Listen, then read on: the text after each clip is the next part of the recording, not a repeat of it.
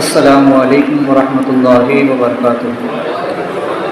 الحمد للہ نحمده ونستعینه ونستغفره ونؤمن به ونعوذ باللہ من شرور انفسنا ومن سیئات اعمالنا، من يهده الله فلا مضل له ومن يضلل فلا هادي له، ونشهد ان لا اله الا الله وحده لا شريك له ونشهد ان سيدنا ومولانا محمدا عبده ورسوله۔ فقد قال الله تبارك وتعالى في القرآن المجيد والفرقان الحميد: أعوذ بالله من الشيطان الرجيم، بسم الله الرحمن الرحيم۔ وأما الغلام فكان أبواه مؤمنين فخشينا أن يرهقهما طغيانا وكفرا۔ صدق الله العظيم وبلغنا رسوله النبي الأمين المكين الكريم، لا من الشاهدين والشاكرين والحمد لله رب العالمين۔ آئیے آغاز گفتگو سے قبل ہم اور آپ مل کر انتہائی خلوص و محبت کے ساتھ امت خضرا کی جانب لو لگا کر حضور آقا انعامدار مدینے کے تاجدار، ہم غریبوں کے غمگسار جناب رحمت مجتبیٰ محمد مصطفیٰ علیہ تحیت و ثنا صلی اللہ تعالی وسلم کی بارگاہ بے کس پناہ میں درود و سلام کا پیش کرتے ہیں۔ اللہم صلی علی سیدنا و مولانا محمد عادل الجود والکرم وآلہ واصحابہ وبارک وسلم۔ اے مدعو علی اللہم صلی علی سیدنا مولانا محمد صلی اللہ علیہ وسلم بها من جميع الاهوال والآفات وتقبل بها جميع الحاجات وترتقبنا بها من جميع السيئات وترفعنا بها انك للدرجات وتبلغنا بها اقصى الغايات من جميع الخيرات في الحياه بعد الممات انك لكل شيء قدير۔ حصول برکت کے لیے ایک بڑے اللہم صلی صلاۃ کاملہ وسلم سلام تعم علی سیدنا محمد الذي عبد القدر فرج القرب كتب بالحوائج تنال بالوعال وحسن الخواتم ويستسقى الغمام بوجهه الكريم وعلى آله وأصحابه بكل لمحة ونفس بعدد كل معلوم لك يا الله يا الله يا الله۔ حضرت سیدنا موسیٰ و خضر علیہ السلام کا ذکر خیر شروع، جس میں حضرت خضر موسیٰ علیہ السلام کی جب جدائی ہونے لگی تو خضر علیہ السلام نے وہ جو 3 اعتراض موسیٰ علیہ السلام نے کیے تھے ان کے جوابات دینا شروع کی۔ پہلی چیز جو کہ کشتی والا معاملہ تھا اس کا آپ نے جواب دیا۔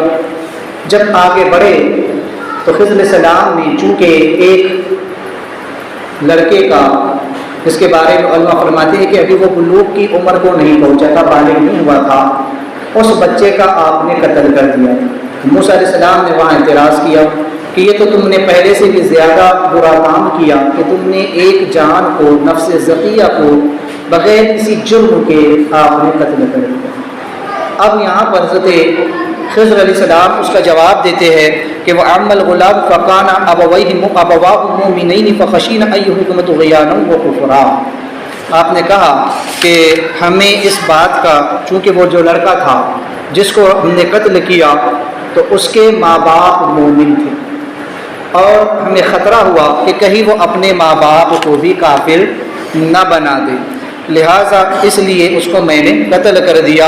فَأَرَدْنَا أَن يُبْدِلَهُمَا رَبُّهُمَا خَيْرًا مِنْهُ زَكَاةً وَأَقْرَبَ رُحْمًا۔ اور اللہ تعالیٰ کی ذات سے امید کامل ہے کہ اللہ اس کے بدلے میں اس کے والدین کو کوئی بہتر نعمت عطا فرمائے گا، کوئی بہتر اولاد عطا فرمائے گا جو اس سے زیادہ پاک ستھری صاف ہوگی اور ان کے لیے راحت اور سرور ہوگی۔ چونکہ یہاں پر کہا گیا وَأَمَّا الْغُلَامُ، یہاں پر غلام کا لفظ استعمال کیا گیا لڑکے کے، کہ وہ لڑکا یا وہ غلام جس کو ہم نے قتل کیا۔ تو غلام عربی زبان میں اس بچے کو کہتے ہیں کہ جو بہت لاڈلا ہو، یعنی کہ قرآن مجید میں اس کی اصطلاح کو بار بار استعمال کیا گیا ہے۔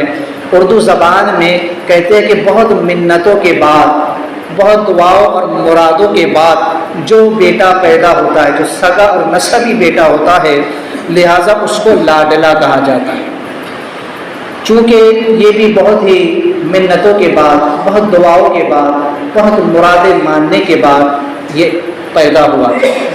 اس لیے اپنے والدین کی اکلوتی اولاد تھا، ان کی آنکھوں کا نور تھا، ان کی آنکھوں کا سرور تھا، بڑا ہی لاڈلا اور پیارا بیٹا تھا۔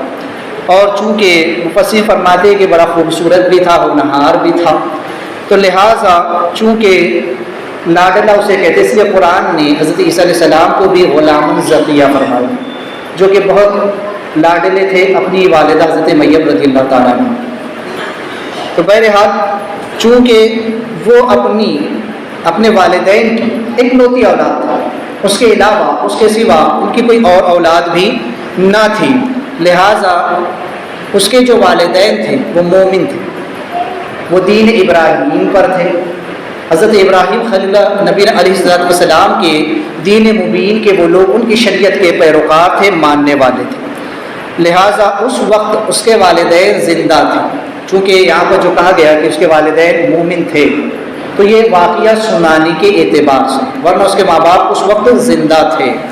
لہٰذا کہا گیا کہ کان ابواہ، کہ اس کے جو والدین اسی بستی میں رہتے تھے، اور مومنین وہ جو ہے تو دونوں بھی زندہ مومن اس وقت موجود تھے. جس وقت یہ بچہ پیدا ہوا تھا تو انہوں نے بہت خوشیاں منائی، بہت خوش تھے، کیونکہ بہت منتوں و سماجتوں کے بعد، بہت مرادوں اور دعاؤں کے بعد، کئی سالوں کے بعد ایک خوبصورت سا بچہ ان کے یہاں پیدا ہوا تھا. اس لیے والدین کو اس کی پیدائش کی بہت خوشی تھی، وہ بہت خوش تھے.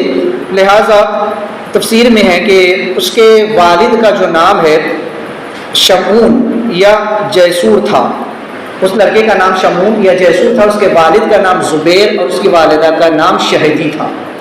لہٰذا عبرانی زبان میں اس کا ترجمہ ہوتا ہے شمعون کا کہ محبت کا چراغ یا پھر بہت زیادہ پسندیدہ، اور جیسور کا معنی ہوتا ہے دو دلوں کو جوڑنے والا.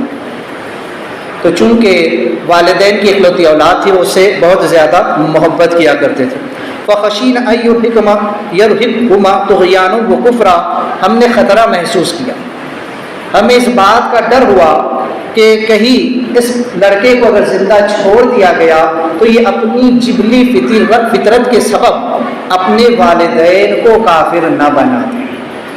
چونکہ آگے اس کی تقدیر میں یہی لکھا ہوا ہے کہ یہ آگے چل کر کے فتنہ و فساد کا منبع بنے گا، یہ خود بھی کفر کرے گا، اور پھر ڈر ہے کہ اپنے والدین کو بھی یہ کفر کی طرف مجبور کرے گا، یا تو ڈرا دھمکا کر یا اس کی محبت میں فارفتہ ہو کر یا جیسے بھی ہو اس کے والدین بھی کفر کے مرتکب ہو جائیں گے. اور چونکہ اس کا باپ ایک بہت بڑی قوم کا سردار ہے، ایک پوری قوم ہے جو اس کے باپ کی پیروی کرتی ہے، اس کے پیچھے چلتی ہے، وہ جو کہتا ہے اس کی باتوں کو وہ لوگ مانتے ہیں. تو پھر ڈر ہے اس بات کا کہ کہیں اگر اس کا باپ بھی کافر ہوا تو پوری کی پوری قوم کافر ہو جائے.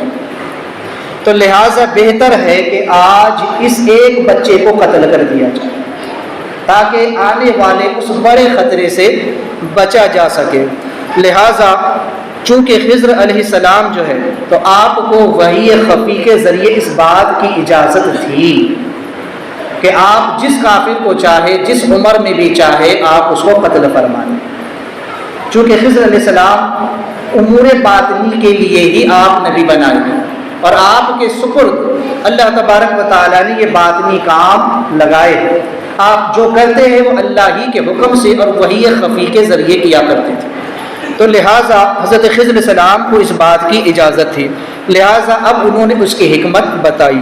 چونکہ مستقبل کی کیفیت بڑی خطرناک تھی کہ اگر یہ بچہ زندہ رہتا تو خود بھی کفر کرتا، اپنے والدین کو بھی کفر پر مجبور کرتا، اور پھر پوری کی پوری قوم اس کے سبب سے کفر کے دلدل میں جا پڑتی. لہٰذا خضر السلام نے کہا کہ اس لیے ہم نے اس بچے کو قتل کر دیا.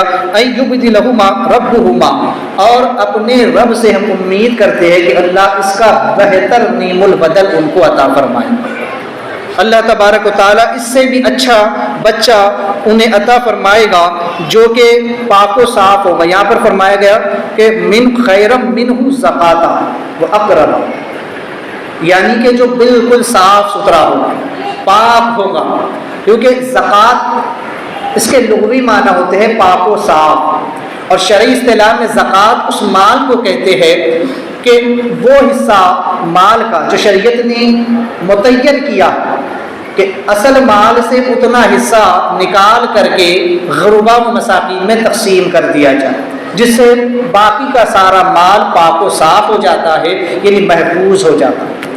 تو زکوٰۃ کے لغوی معنی ہوتے ہیں پاک اور صاف. تو فرمایا کہ ہم اللہ سے امید کرتے خیر کی کہ اللہ تبارک و تعالیٰ انہیں ایک ایسی اولاد عطا فرمائے گا جو بالکل پاک و صاف ہوگی اور اقرب زیادہ قریب تر ہوگی پاکی ستھرائی کے، پاکی کے، اور جو ان کے لیے آنکھوں کا سرور بنے گی، دل کی راحت کا چین، ان کی دل کا سرور، دل کی جو ہے تو محبت ان کی اس سے بہت زیادہ ہوگی.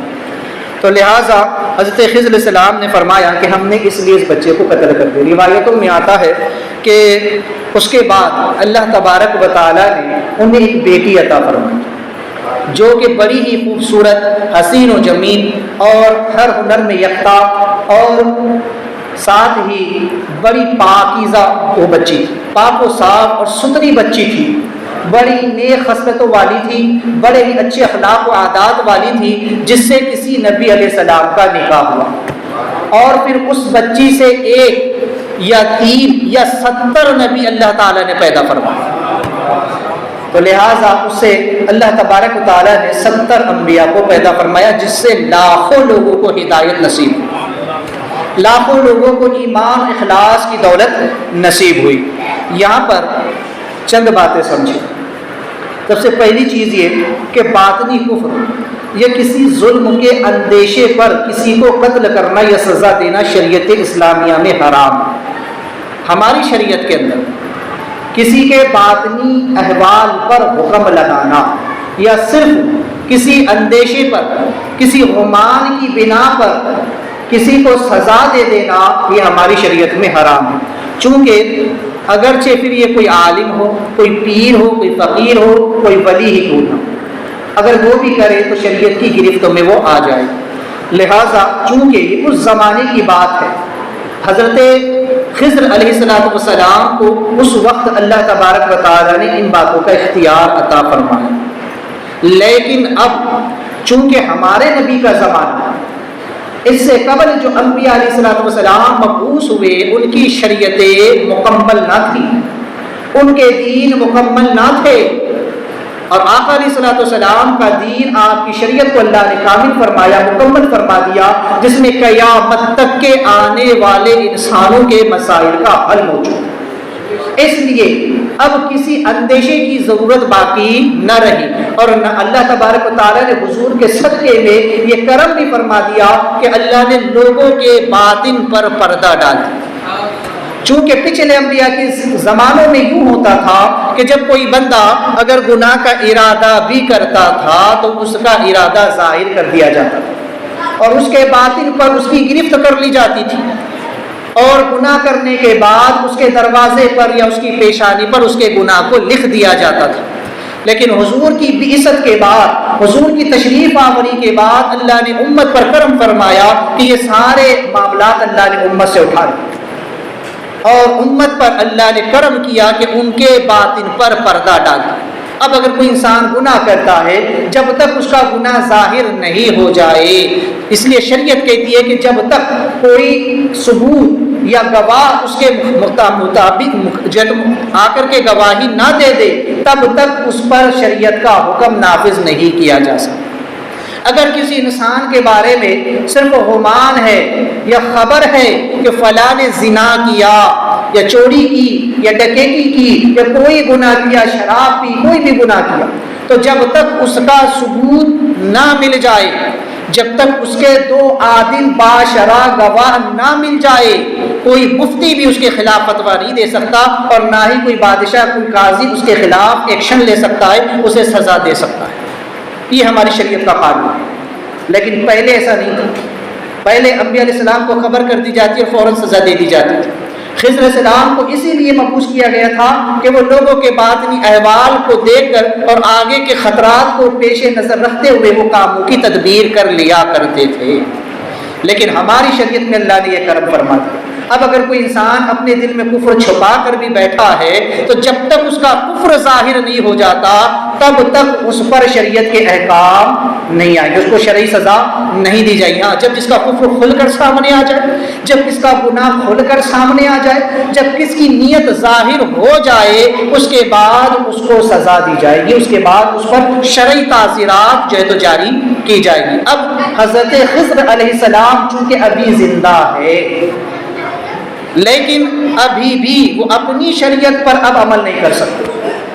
اب انہیں جو بھی عمل کرنا ہے وہ مصطفیٰ جان رحمت صلی اللہ علیہ وسلم کی شریعت پر عمل کرنا ہے۔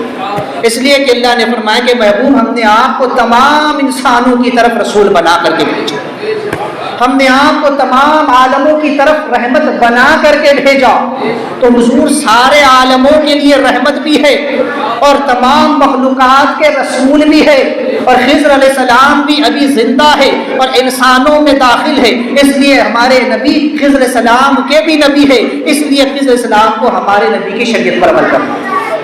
اب وہ ان باطنی امور پر عمل نہیں کر سکتے، یہ کرم ہے مصطفیٰ جان رحمت صلی اللہ تعالی علیہ وسلم کا۔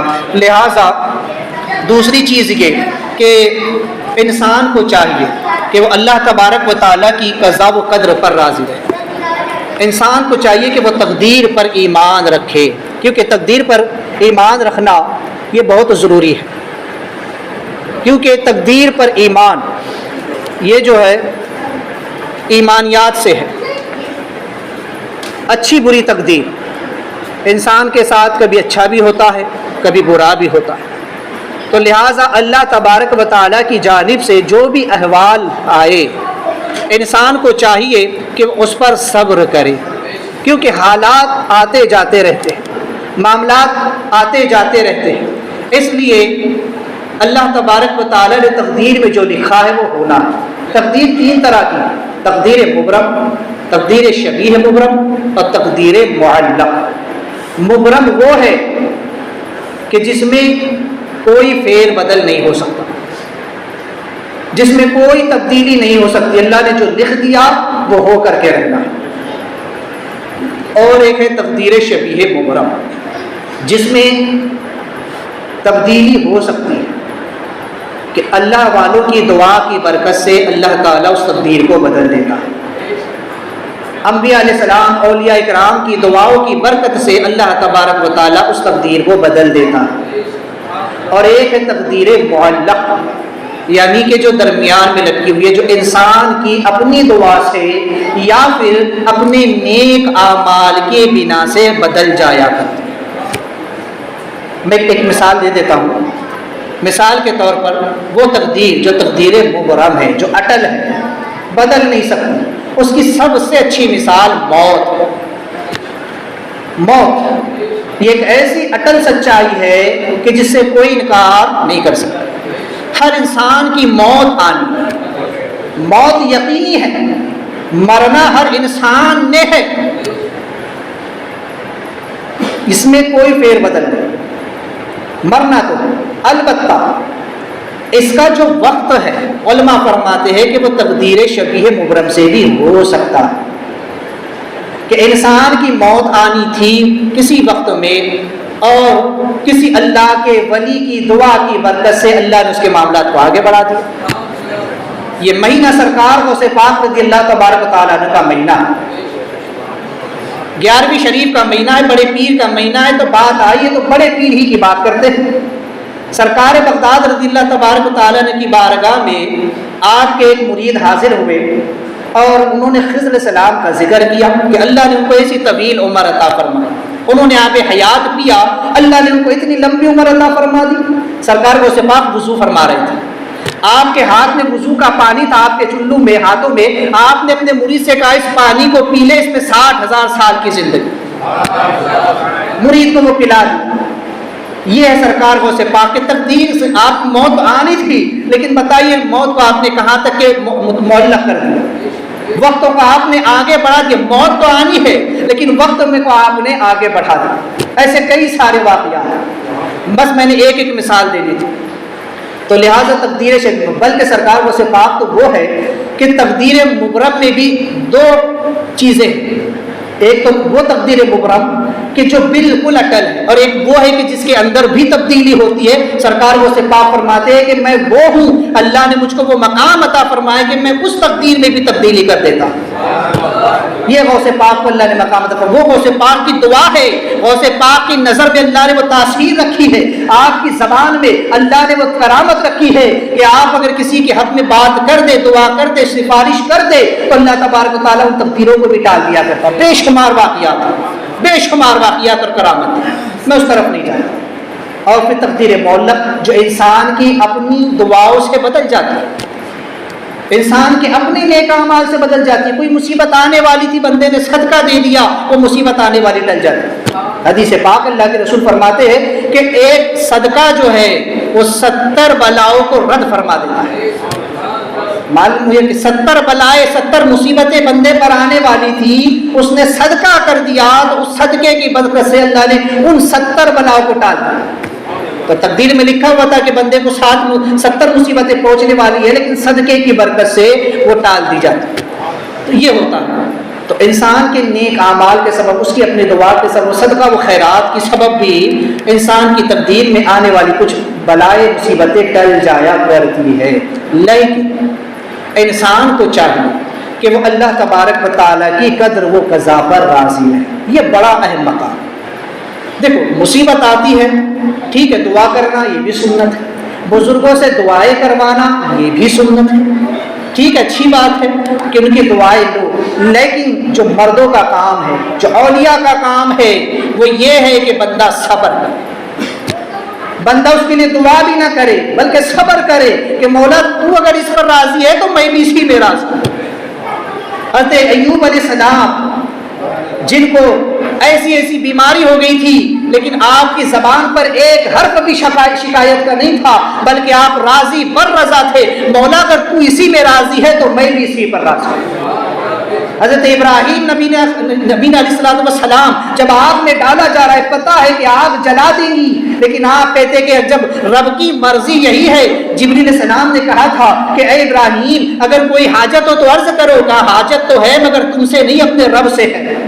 کہا کوئی بات ہو تو کہو، میں اس رب کے پاس جا رہا ہوں۔ کہا کہ میرا رب میرے حال کو بہتر جانتا ہے۔ کہا کہ کہو تو اس آگ کو بجھا دیا جائے۔ کہا کہ نہیں، آگ لگائی کس نے؟ کہا نمرود نے۔ کہا نمرود کے دل میں کس نے بات ڈالی؟ کہا اللہ نے۔ کہا جب رب کی مرضی اسی میں ہے، جب جلیل یہی چاہتا ہے تو پھر اس کا خلیل بھی اسی میں راضی ہے۔ تو یہ ہوتا ہے رب کی رضا پر راضی رہنا۔ پھر جب بندہ رب کی رضا پر راضی ہوتا ہے تو انعام بھی ویسا ملتا ہے کہ آگ میں ڈالا جاتا ہے لیکن وہ گلزار بن جاتی ہے، پھر اللہ کا کرم بھی ہوتا ہے۔ تو بندے کو چاہیے کہ شکوہ و شکایت کا صبر کرے، تو اللہ کی تقدیر پر راضی رہے، انسان واویلا نہ کرے، شور نہ مچائے۔ تو لہٰذا یہ ہے کہ جو ذات جان دینے پر قادر ہے وہ جان لینے کا حق بھی رکھتی ہے۔ یہ جان اللہ نے دی ہے اور اس کو حق بھی ہے کہ وہ ہم سے ہماری جان کو لے لے۔ جان دی ہوئی اسی کی تھی، حق تو یہ ہے کہ حق ادا نہ ہو۔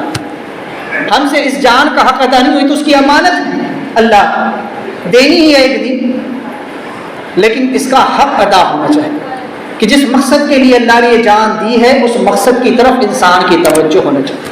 اور جب وہ اپنی امانت کو مانگے تو خوشی خوشی اسے ادا کر دینی چاہیے، دے دینا چاہیے کہ مولا تو نے دی ہے، تیری ہی طرف سے دی ہے، تو تیری طرف اگر لوٹ کر جانے سے بڑھ کر کے کیا چاہیے۔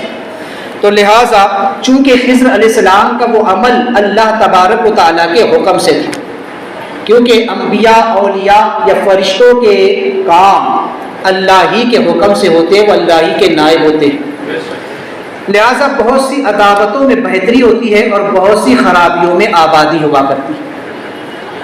بہت سے بظاہر دشمن نظر آنے والے لوگ در حقیقت دوست ہوتے ہیں اور بہت سے بظاہر دوست نظر آنے والے لوگ دشمن بھی ہوا کرتے ہیں۔ کبھی حالات ایسے بھی ہوتے ہیں، ہم جسے دشمن سمجھتے ہیں وہ کبھی ہمارا دوست بھی ہوتا ہے، وہ ہماری بھلائی چاہتا ہے۔ کبھی ہم جسے اپنا دوست سمجھتے ہیں وہی آستین کا سانپ بھی نکل جاتا ہے۔ لہٰذا عقل مند انسان وہ ہے کہ جو اپنے دشمن سے بھی فائدہ اٹھائے، اپنے دشمن سے بھی نفع حاصل کرے۔ کیونکہ دشمن وہ ہوتا ہے کہ جو بندے کو اس کی غلطیاں اور اس کی خامیوں سے آگاہ کرتا رہتا ہے، کیونکہ دشمن کی نظر ہمیشہ آپ کے عیب پر لگی رہتی ہے، وہ ہمیشہ آپ میں غلطی اور خامی ڈھونڈنے کی کوشش کرے گا اور اس کا چرچا کرے گا، لوگوں میں بتائے گا۔ تو آپ کو تو خوش ہونا چاہیے کہ میرا وہ عیب جو اب تک میں خود اس کو نہیں دیکھ سکا، یا میرے دوستوں نے مجھے اب تک اس غلطی کی طرف میری توجہ نہیں دلائی، میرے دشمن نے دلائی، اور اس کی سدھار کر لے تو آگے کے لیے آپ کے لیے بہتری ہے۔ تو دوست تو یوں کرتا ہے کہ وہ اپنے دوست کے عیبوں کو چھپاتا ہے، دوست اس سے نظر انداز کرتا ہے، لیکن دشمن ان عیبوں کو اجاگر کرتا ہے۔ تو جب انسان کو اپنے عیب کا پتہ چل جائے تو اسے چاہیے کہ وہ اس عیب کو اپنے سے دور کر دے، اپنی اس خرابی کو، اپنی اس غلطی کو دور کر لے، اس طرح وہ فائدہ اس کے لیے ہوتا ہے۔ اور اگر ہم بھی لڑائی پر اتر آئے، اپنے دشمن کے مقابل اتر آئے، تو پھر فائدہ کیا؟ دونوں کا لڑ کر کے دونوں ہی کا اس میں نقصان ہے۔ لہٰذا ایک بزرگ تھے، وہ ہمیشہ ڈاکوؤں کے لیے دعا کرتے تھے، جب بھی دعا کرتے ڈاکوؤں کے لیے بھی دعا کرتے۔ کسی نے کہا کہ آپ ڈاکوؤں کا ذکر کیوں کرتے اپنی دعا میں؟ کہنے لگے کہ میں پہلے ایک بہت بڑا تاجر تھا اور میں تجارت کیا کرتا تھا، اور میرے بڑے بڑے بحری جہاز چلا کرتے تھے، میرا مال ادھر سے ادھر جایا کرتا تھا۔ ایک مرتبہ ڈاکوؤں نے حملہ کر کے میرا سارا مال لوٹ لیا اور مجھے اتنا مارا کہ اس کے بعد سے میں اولیاء اللہ کی مجلس میں جا بیٹھا۔ اب جب بھی میرے دل میں کبھی دنیا کا خیال آتا ہے، دنیا کے مال و متاع کا خیال آتا ہے، دولت کمانے کی ہوس آتی ہے، تو مجھے ڈاکوؤں کا واقعہ یاد آتا ہے کہ انہوں نے کتنا مارا تھا۔ تو میں اس دنیا سے دور رہتا ہوں اور اللہ والوں کی مجلس کے قریب رہتا ہوں۔ تو انسان کو وہ واقعات سے اور حالات سے عبرت حاصل کرنا چاہیے، سبق حاصل کرنا چاہیے۔ لہٰذا نفس زکیہ کو بلا جرم قتل کرنا شرعاً حرام ہے، لہٰذا دوسرے کا فائدہ مطلوب ہے، لیکن شرع میں باطن میں جائز نہیں، بشرط یہ کہ ایسا کرنے والا کاموں کا عارف ہو۔ اگر اسے انجام کی خبر ہے تو پھر اس کی بات اور ہے، لیکن جیسے کہ خضر علیہ السلام، آپ کو پتا تھا کہ اگر یہ بچہ زندہ رہا تو یہ فساد کا سبب بنے گا، لہٰذا آپ نے اس بچے کو قتل کرنے کے بعد موسیٰ علیہ السلام کو اب اس کی حکمت بھی بتلا دی کہ اگر یہ نوجوان مدتوں تک زندہ رہتا تو خود بھی کفر و شرک کرتا، خود بھی گمراہ ہوتا، اپنے والدین سے بھی ان سے بھی کفر کرواتا، انہیں بھی گمراہی میں دھکیلتا، خود بھی جہنم میں جاتا، ماں باپ کو بھی جہنم میں لے جاتا۔ چونکہ اس کا باپ ایک قوم کا سردار تھا، پوری قوم کافر ہوتی ہے، سب کے سب جہنم میں چلے جاتے۔ اس لیے اس ایک کے قتل کر دینے کو بہتر ہے کہ اتنے تمام لوگوں کا نقصان۔ لہٰذا چونکہ ابھی یہ نابالغ ہے اور اپنے ماں باپ کے زیر اثر ہے، اس کے جو اعمال ہے اپنے ماں باپ کے زیر اثر ہے، اس لیے ابھی اسے ایک وقت درکار تھا کہ یہ بڑا ہوتا، جوان ہوتا، اس کے بازوؤں میں طاقت و قوت آتی اور پھر یہ کفر و شرک کرتا، تب پھر اس پر قابو پانا مشکل ہو جاتا۔ لیکن ابھی یہ ایک نابالغ سا بچہ ہے، ابھی اس کے اندر جو ہے تو وہ مادہ موجود تو ہے لیکن وہ ابھر کر سامنے نہیں آیا ہے، اس لیے بھی اسے قتل کر دینا آسان، چونکہ یہ بھی اپنے ماں باپ کے زیر اثر، بچے جو ہوتے ہیں وہ اپنے ماں باپ کے زیر اثر ہوا کرتے ہیں، چونکہ بچہ فطرت اسلام پر پیدا ہوتا ہے۔ لیکن یہاں یہ خاص معاملہ تھا کہ وہ پیدا تو فطرت اسلام پر ہوا تھا، لیکن اس کی تقدیر میں لکھا ہوا تھا کہ آگے چل کر کے اس نے گناہ کرنا، آگے چل کر کے اس نے بہت کفر و شرک کرنے ہیں، اس لیے حضرت خضر علیہ السلام نے علم باطنی کے سبب سے اس کو قتل کر دیا تھا۔ تو چونکہ بچہ فطرت اسلام پر پیدا ہوتا ہے، پھر ماں باپ اسے یہودی بناتے ہیں، نصرانی بناتے ہیں، مجوسی بناتے ہیں، مسلمان بناتے ہیں۔ ہمارے یہاں بھی بچے پیدا ہوتے ہیں، ہمیں چاہیے کہ اپنے بچوں کی صحیح طور پر تربیت کریں، انہیں بتائیں کہ اسلام کیا ہے، انہیں دین کی تعلیم دے، انہیں بچپن سے اسلام کی تعلیم دے، انہیں نمازوں کا پابند بنائے، نمازوں کا عادی بنائے۔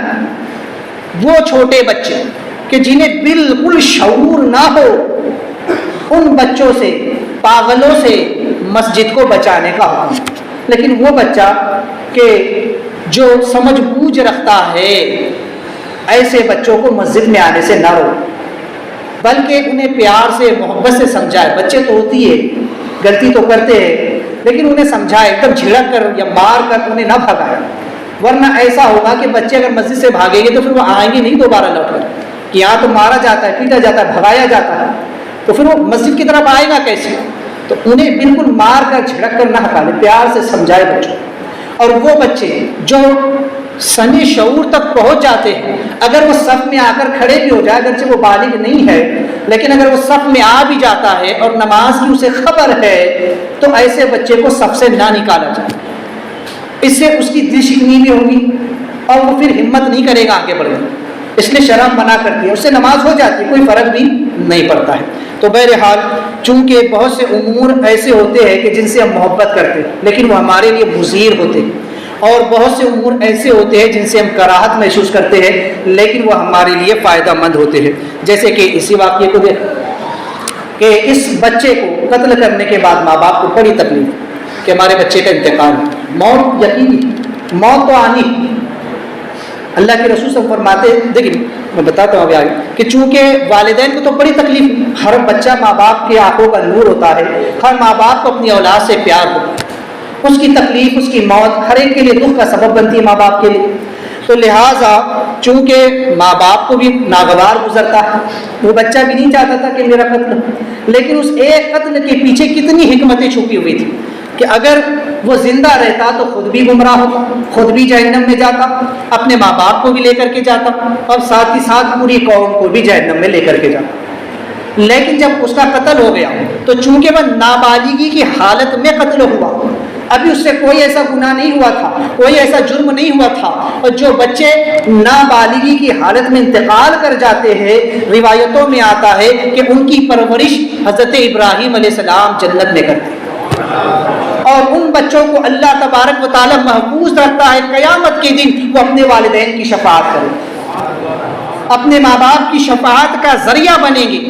اس لیے اگر ایسے حالات کسی بھی انسان پر آئے تو انسان کو چاہیے کہ وہ صبر و شکر سے کام لے. ممکن ہے کہ بچہ اگر زندہ رہتا تو آگے چل کے کوئی اور بڑا معاملہ ہونے والا تھا، ممکن ہے کہ وہ ہمارے لیے نقصان کا سبب بننے والا تھا، یا یوں بھی نہ ہو تو اللہ کی ذات سے امید رکھے کہ جو بچہ نابالغی کی حالت میں انتقال کر گیا ہے، امید ہے کہ اللہ تبارک و تعالیٰ اس کو کل قیامت کے دن ہمارے لیے شفاعت کا ذریعہ بنا دے. تو اللہ کے ہر کام میں حکمت ہوا کرتی ہے، بشرط یہ ہے کہ انسان صبر و شکر سے کام. ہر آنے والی مصیبت پر جب انسان صبر کرتا ہے، اللہ کا شکر بجا لاتا ہے، تو قرآن کہتا ہے کہ مبشر الذین، ان لوگوں کو بشارت سنا دو کہ جو لوگ صبر کرتے ہیں، کہ اللہ کی آنے والی مصیبت پر، اللہ کی طرف سے آنے والی آزمائش پر، ابتلا پر جو لوگ صبر کرتے ہیں انہیں بشارت دے دو کہ اللہ کے پاس ان کے لیے بڑا اجر و ثواب ہے. اور وہ لوگ جو کہتے قالوا ان للہ و انا الیہ راجعون، ہم تو اللہ کی طرف سے، ہر چیز اللہ کی طرف سے، اسی کی طرف لوٹ کر کے جانا. موت یقینی ہے، ہر ایک کو آنی ہے، یہ اللہ ہی کی طرف سے ہے، اسی کی طرف لوٹ کر کے جانا ہے. تو جو انسان صبر کرتا ہے، شکر کرتا ہے، اللہ اس کو اس کا بہتر نعم البدل عطا فرماتا ہے.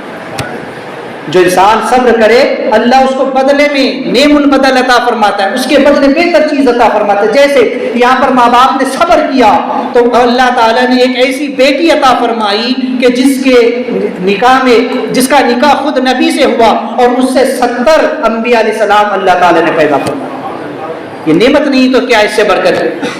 تو لہٰذا جب بندہ آنے والی مصیبتوں پر صبر کرے، شکر کرے اللہ کا کہ مولا تیرا شکر ہے کہ اس سے بڑا حادثہ ہو سکتا تھا، اور وہ صبر کرے تو اللہ تعالیٰ اس کا بہتر سے بہتر نعم البدل عطا فرماتا ہے. اجر و ثواب الگ سے ملے گا، کیونکہ روایتوں میں، حدیث پاک میں ہے کہ جب مومن کو، مسلمان پہ کانٹا بھی چبھتا ہے نا اور وہ صبر کرتا ہے تو اللہ تعالیٰ اس پر بھی اجر و ثواب عطا فرماتا ہے.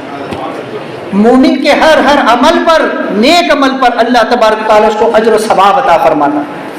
اس کو آنے والی مصیبتوں اور بلاؤں پر بھی اللہ تبارک و تعالیٰ اجر و ثواب عطا فرماتا ہے، شرط ہے کہ بندہ صبر کرے. تو لہذا صبر اور شکر بڑی نعمت ہے، اور یہ بہت ہمت والے لوگ ہوتے ہیں کہ جو حالات سے گھبراتے نہیں بلکہ صبر و شکر کرتے ہیں. جو لوگ واویلا کرتے ہیں اور شکوہ شکایت کرتے ہیں اور پھر آپے سے باہر ہو کر نازیبا کلمات اور غیر شرعی کلمات اپنی زبان سے نکالتے ہیں تو وہ پھر اپنی دنیا و آخرت کو برباد کر لیتے ہیں. تو بہرحال اس واقعے سے یہ سبق اور عبرت حاصل کریں. بس ایک آخری بات اس واقعے کے ضمن میں تصوف کی بات. اس واقعے سے انسان کو ایک سبق ملتا ہے. اس کی سب سے بہترین مثال انسان کے اپنے وجود میں، انسان کے اپنے جسم میں موجود ہے۔ چونکہ حضرت خضر علیہ السلام ایک نابالغ لڑکے کا قتل کیا جس پر موسیٰ علیہ السلام نے ان کو ٹوکا، تو خضر علیہ السلام نے اس کی وجہ بتائی کہ آگے چل کر کے یہ بچہ کفر کرنے والا تھا، اگر یہ کفر کرتا اور پھر اپنے ماں باپ سے بھی یہ کفر کرواتا، اور اس کا باپ ایک بہت بڑی قوم کا سردار ہے، وہ پوری کی پوری قوم جو ہے تو کفر کرتی اور سب کے سب جہنم میں چلے جاتے۔ اس لیے اس ایک کو قتل کر دینے میں فائدہ یہ ہے کہ وہ سب کے سب بچ گئے، اور اللہ کی ذات سے امید ہے کہ اللہ اس کا بہتر نعم البدل عطا فرمائے، جس کے سبب اللہ تعالیٰ نے ایک بیٹی عطا فرمائی اور اس کے نکاح میں ایک نبی آئے اور اس سے 70 انبیاء پیدا ہوئے، جس سے لاکھوں لوگوں کو ایمان کی دولت ملی۔ اب یہ واقعہ اب اپنی نظر کے سامنے رکھیں اور اپنے وجود پر غور کریں کہ اس واقعے کی ایک جھلک انسان کے اپنے جسم میں، اپنے وجود میں بھی موجود ہے۔ ویسے کہ میں نے اس سے پہلے دیکھا کہ خضر علیہ السلام کی مثال پیر کامل کی طرح، جو پیر ہوتا ہے اس کی مثال خضر علیہ السلام کی طرح، اور انسان کی روح کی مثال یہاں پر شریعت کی طرح، یا موسیٰ علیہ السلام کی طرح۔ انسان کی جو روح کی مثال ہے وہ موسیٰ علیہ السلام کی طرح، اور وہ جو بچہ جس کو آپ نے قتل کیا اس کی مثال نفس امارہ کی طرح، اور اس بچے کے جو ماں باپ تھے اس کی مثال انسان کے جسم میں دل اور دماغ۔ اب دیکھیے کہ خضر علیہ السلام نے اس بچے کو قتل کر دیا، کیوں؟ تاکہ آگے چل کر یہ کفر کرنے والا تھا۔ یہاں پر پیر کامل نفس کو دبانے کی کوشش کرتا ہے۔ جو پیر ہوتا ہے نا، وہ اپنے مریض کو جب تصوف کی راہ پر چلاتا ہے، جب اس سے مجاہدات کرواتا ہے، تو اس سے تاکید کرتا ہے کہ اپنی نفسانی خواہشات کو چھوڑ دے۔ وہ اس کے نفس کو دبانے کی بھرپور کوشش کرتا ہے۔ کیوں؟ اس لیے کہ قرآن نے واضح لفظوں میں کہا کہ ان النفس لامارۃ بالسوء۔ یہ یوسف علیہ السلام کا قول ہے 13واں پارہ کے اندر۔ یوسف علیہ السلام کہتے ہیں کہ میں اپنے نفس کو بری، نفس امارہ تو انسان کو برائی کی ہی دعوت دیتا ہے۔ نفس امارہ کا کام ہی یہی ہے کہ وہ انسان کو گناہوں کی طرف بلاتا ہے۔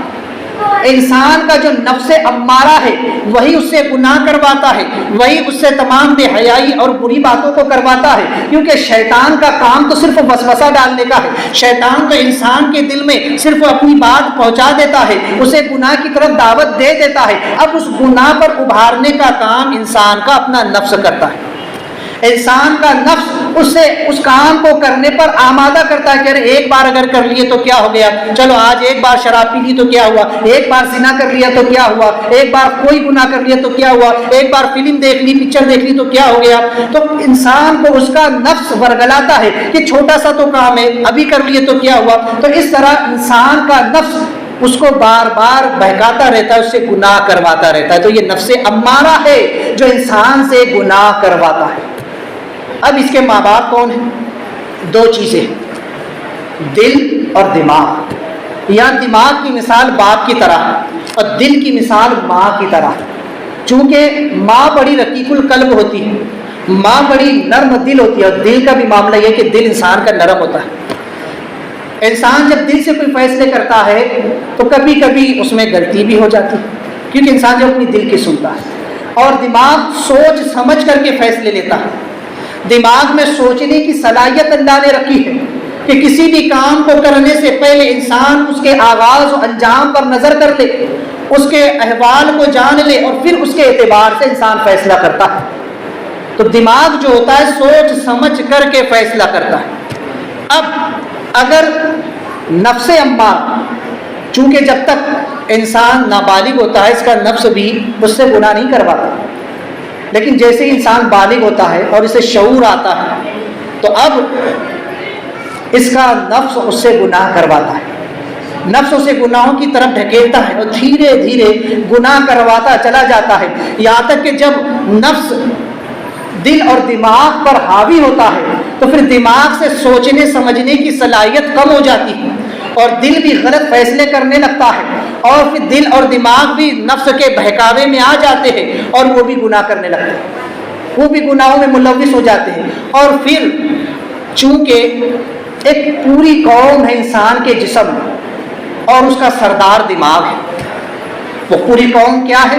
کان، آنکھ، ناک، زبان، ہاتھ، پیر، یہ قوم کی طرح ہے، کیونکہ ان سب کو کام کرنے کا حکم دماغ دیتا ہے.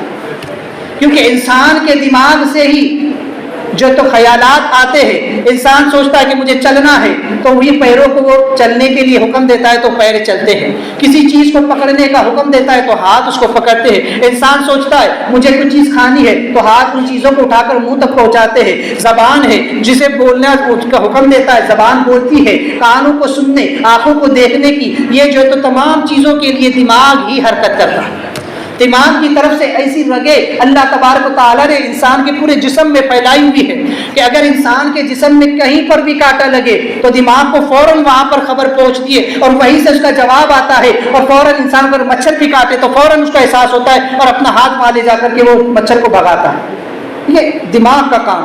جب دماغ بھی گمراہ ہو جائے، جب دل بھی گمراہ ہو جائے تو پھر پورا وجود انسان کا گناہوں میں چلا جاتا ہے. پھر وہ انسان کو اس کے ہاتھوں کو بھی گناہ کا حکم دیتا ہے، اس کے کانوں کو بھی حرام سننے کا حکم دیتا ہے، آنکھوں کو حرام دیکھنے پر راضی کرتا ہے. جب پورا نفس امارہ دل اور دماغ پر قابو کر لے تو پورا وجود انسان کا گناہوں میں ڈوب جاتا ہے اور ایسا انسان پھر جہنم کا ایندھن بنتا ہے. اس لیے پیر جو ہوتا ہے وہ نفس امارہ کو دباتا ہے، حرام چیزوں سے اس کو روکتا ہے اور ساتھ ہی حلال چیزوں سے بھی پرہیز کرنے لگاتا ہے. لیکن یہاں پر اب شریعت کہتی ہے کہ فلاں چیز تو حلال ہے اسے تو کھا لیا جائے. اب روح کہتی ہے، چونکہ روح کی مثال موسیٰ علیہ السلام کی طرح ہے جو کہ شریعت کا حکم دیتی ہے. روح تو کہتی ہے کہ فلاں چیز تو حلال ہے نا، اسے تو کھا لیا جائے.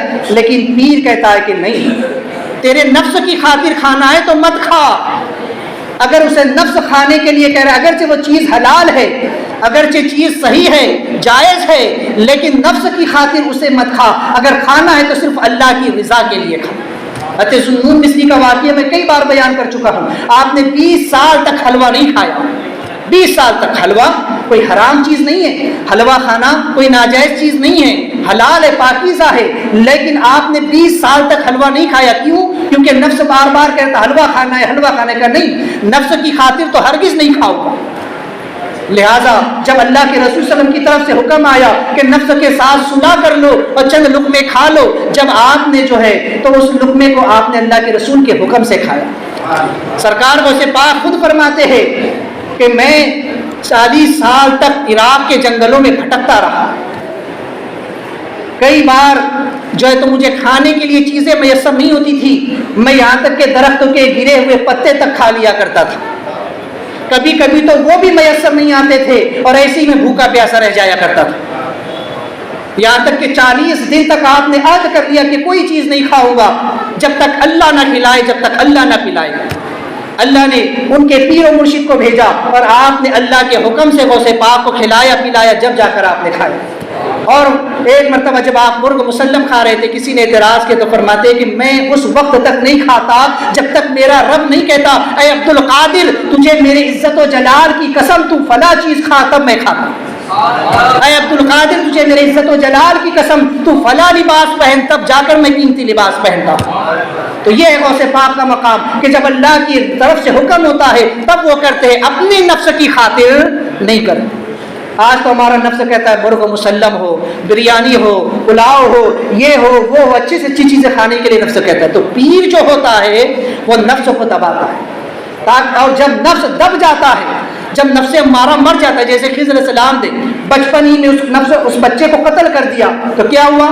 نتیجے میں اس کے ماں باپ بھی بچ گئے اور پوری قوم بھی بچ گئی. اسی طرح پیر کامل جب مرید کی تربیت کرتا ہے اور اس کے نفس کو دبا دیتا ہے تو پھر کیا کہتا ہے کہ میں اللہ سے امید کرتا ہوں کہ اللہ اس کے بدلے تجھے بہتر نعم البدل عطا فرمائے. تو اللہ اس کے بدلے میں کیا عطا فرماتا ہے؟ جب نفس امارہ دب جاتا ہے یا مر جاتا ہے، مردہ ہو جاتا ہے، تو پھر اللہ تعالیٰ اسے نیا نفس عطا فرماتا ہے جس کا نام نفس مطمئنہ. وہ نفس اللہ اس کو عطا فرماتا ہے. دونوں کا ذکر قرآن میں، نفس امارہ کا بھی ذکر قرآن میں ہے ہے نا. جیسے یوسف علیہ السلام نے کہا کہ نفس امارہ جو ہے یہ برائی کی طرف ہی دعوت دیتا ہے, اس کا کام یہ ہے کہ انسان کو برائی کی طرف بلائے. لہذا جو نفس مطمئنہ ہوتا ہے اس کا ذکر بھی قرآن نے کیا, یا ایتھا النفس المطمئنہ ارجعی الی ربک راضیۃ مرضیہ فادخلی فی عبادی وادخلی جنتی. جب نفس مطمئنہ بن جاتا ہے, اطمینان والا نفس بن جاتا ہے, پاکیزہ نفس بن جاتا ہے, تو پھر کیا ہوتا ہے؟ جیسے کہ خضر السلام نے اس بچے کو قتل کر دیا اور کہا کہ اللہ سے امید ہے کہ اللہ اس کے بدلے اور بہتر اولاد عطا فرمائے گا جو پاک ہوگی, جو صاف ستھری ہوگی. اللہ نے ایک پاکیزہ بیٹی عطا فرمائی, ایک ستھری بیٹی عطا فرمائی جس کا نکاح ایک نبی سے ہوا, اور اس سے پھر 70 نبی پیدا ہوئے, اور ان 70 انبیاء سے لاکھوں لوگوں کو ایمان ملا, لاکھوں لوگوں کو ہدایت ملی. اسی طرح سے جب نفس امارہ مر جاتا ہے تو نفس مطمئنہ کا ظہور ہوتا ہے, اور جب نفس مطمئنہ پیدا ہو جاتا ہے تو اس کا تعلق رب سے جڑ جاتا ہے. قرآن کہتا ہے یا ایتھا النفس المطمئنہ ارجعی الی ربک راضیۃ مرضیہ, اے پاکیزہ نفس چل اپنے رب کی طرف, اس لیے کہ تو رب سے راضی اور رب تجھ سے راضی ہو چکا ہے. اس کا تعلق اللہ سے جڑ جاتا ہے, اور جب جس نفس کا تعلق اللہ سے جڑ جاتا ہے تو پھر کیا ہوتا ہے؟ اسے پاکیزہ اخلاق عطا ہوتے ہیں, اسے اخلاق کی نعمت عطا کر دی جاتی ہے, اخلاق الہیہ عطا کر دیے جاتے ہیں, نیک خصلتیں عطا کر دی جاتی ہے. اور جس انسان کو یہ چیزیں مل جاتی ہے پھر کیا ہوتا ہے؟ جتنے لوگ اس سے جڑتے ہیں وہ سب کے سب چمکنے لگ جاتے ہیں, کیونکہ وہ خود روشن ہو چکا ہے, اس کے پاس پاکیزہ اخلاق آ چکے ہیں. جو بھی اس سے تعلق جوڑتا ہے وہ اسے بھی نیک بنا دیتا ہے, اسے بھی پاکیزہ بنا دیتا ہے. جیسے اس بچی سے 70 انبیاء پیدا ہوئے اور ان نبیوں سے لاکھوں لوگوں کو ہدایت ملی, ایسے ہی نفس مطمئنہ کے سبب انسان کے نیک اعمال کا ظہور ہوتا ہے, اور جب لوگ اس کے نیک اعمال کو دیکھ کر اس کے قریب جاتے ہیں تو وہ بھی اس کے جیسے بن جاتے ہیں, تو لاکھوں لوگوں کو ہدایت ملتی ہے. تو اس لیے انسان کو چاہیے کہ اپنے نفس امارہ کو دبائے اور نفس مطمئنہ کو بیدار کرے. اللہ تبارک و تعالیٰ کی بارگاہ میں دعا ہے کہ مولا کریم ہم تمام کو عمل خیر کی توفیق عطا فرمائے. حضرات, چونکہ مسائل کا بھی سلسلہ شروع تھا اور اس ضمن میں نے اس سے قبل بھی 3 مسئلے عرض کیے تھے, آج بھی 3 مسئلے سماعت کریں کہ سورت سے پہلے صرف ایک ہی مرتبہ الحمد شریف کا پڑھنا واجب ہے. یعنی جب آپ نے نیت باندھ لی قرات آپ کر رہے ہیں تو ایک ہی مرتبہ الحمد شریف پڑھے, سورت پڑھنے سے پہلے, بعد کی سورت پڑھنے سے پہلے اس کو پہلے پڑھنا ہے الحمد شریف. دوسرا یہ کہ الحمد شریف اور سورت کے درمیان فصل نہ ہو, یعنی جب جیسی آپ کی سورہ فاتحہ ختم ہوئی آپ نے کہا وَالضَّالِّينَ تو صرف آمین اور بسم اللہ کے علاوہ کوئی اور چیز نہ پڑھے بلکہ اگلی سورت کی ابتدا کرے. اور اگر کسی نے کچھ نہ بھی پڑھا لیکن 3 تسبیح کی مقدار خاموش کھڑا رہ گیا تب بھی اس پر سجدہ سہو واجب ہو جائے گا. اسی طرح قرات کے بعد فوراً رکوع کرنا یہ واجب ہے. جیسی آپ کی قرات ختم ہو گئی فوراً رکوع کر لی, اگر بلا تاخیر جو ہے تو کھڑا رہا, بلا وجہ کھڑا رہا, تاخیر کی تھی تسبیح مقدار, تو یہ ترک واجب اور اس پر سجدہ سہو واجب ہوگا. ان مسائل کو ذہن میں رکھے, اپنی نمازوں کی اصلاح کرے. اللہ تبارک و تعالی ہم تمام کو صحیح طریقے سے نماز پڑھنے کی توفیق عطا فرمائے. دوران گفتگو غلطی توبہ کرتا ہوں, استغفر اللہ ربی من کل ذنب و اتوب الیہ, لا الہ الا اللہ محمد رسول اللہ.